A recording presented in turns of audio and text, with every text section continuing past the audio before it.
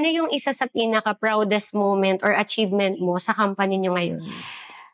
Yan yung yung mga client na mismo yung nagsasabi na, thank you kasi na-meet namin kayo.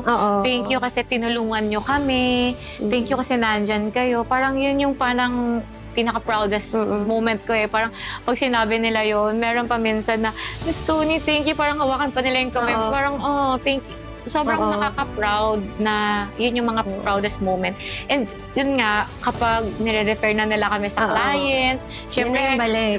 Kasi pangalan nila yung nakataya dun eh.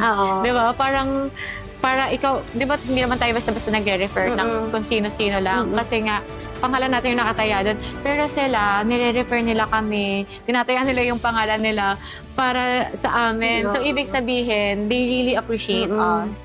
And they really see the value ng ginagawa namin. So, yun yung mga proudest moment ko talaga sa agency namin. At ang sarap sa pakiramdam pag nakaka-receive. Hindi siya monetary, pero kumbaga, yun yung fulfillment sa services niyo eh. Yes. Diba? Na parang may napasaya ko yung client. Success, diba? Yes. Sobrang nakaka-happy talaga yun.